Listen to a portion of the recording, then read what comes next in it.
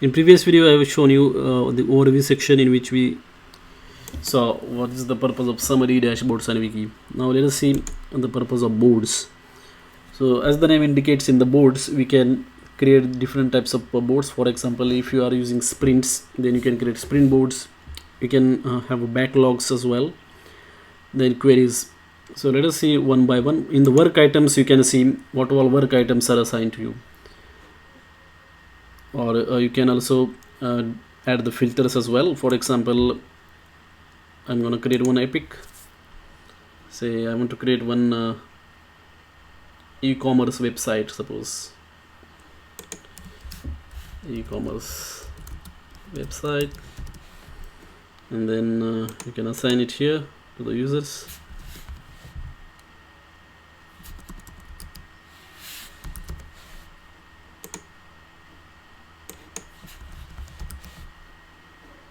Like that. You can add the description, F1, F2, something like that. Then priority, start date, target date, all these settings you can do. You can also add the area and iteration. So the main purpose of this area and the iteration is that you can group the tickets based upon area, and then you can give access to certain areas. So certain people will have access to the certain areas. For example, if I create area P1 and there are say 2 categories of users, and I want to just give the access to these tickets to the category 1 users to the P1 area, then I can do that, and then other category users, category 2 users will not be able to see those tickets. So that is the main purpose of this area attribute. And then you can click on save. So that's how you can create different types of tickets here, and you can see assign to as well. So if there are several tickets that are there, you can see which ticket is assigned to which user, and you can also see the status, state and area path. You can also configure these column options, like you don't want to see all these columns. You can do that by going to column options and changing that. You can add or remove the columns as well. You can import work items if you want from there. So that is about work items. You can filter it based upon, for example, I just want to see my work items, the items that are assigned to me. Just click here. You can also follow certain items. For example, if you want to track the progress of certain ticket, or the PBI they call it in Azure DevOps. So you can follow those tickets, and then if you click on following, it will display all the tickets that you are following. Then mention, if somebody mentions you in the ticket, you can click here and see all the tickets that where you have been mentioned.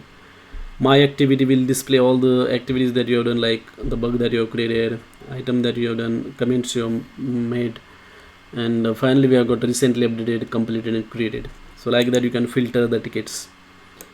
Then in the boards, you can see the board view. For example, here I'm going to create one ticket, say add login functionality,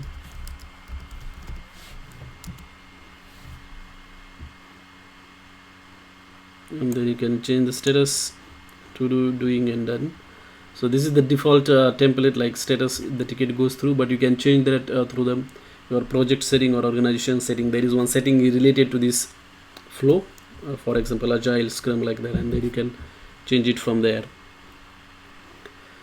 So that's how boards give you the proper view of what's happening in your project, like how many items are to be done, how many items are in progress, how many items have been done.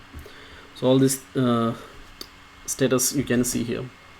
In the backlogs, you can see all the items that are in backlog, like the items that you need to do.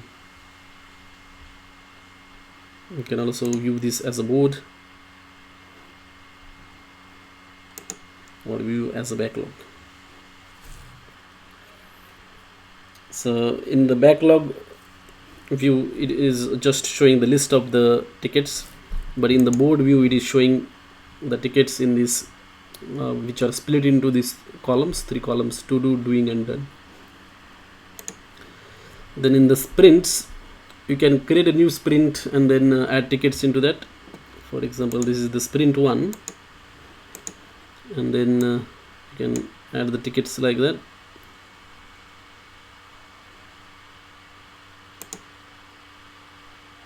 Move to iteration.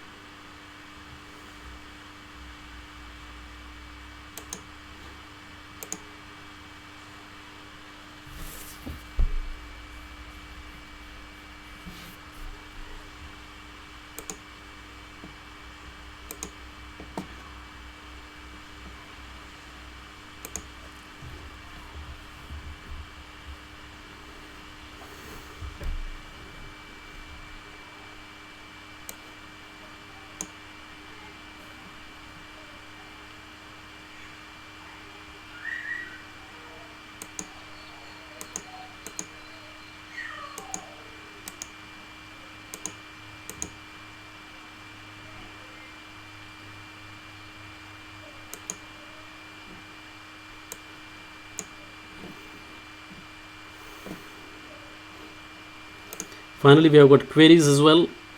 In the queries, you can write a query. For example, you want to find all the bugs where say categories high priority, then you can add the queries by clicking on new query, and then you can say work time, work item type, say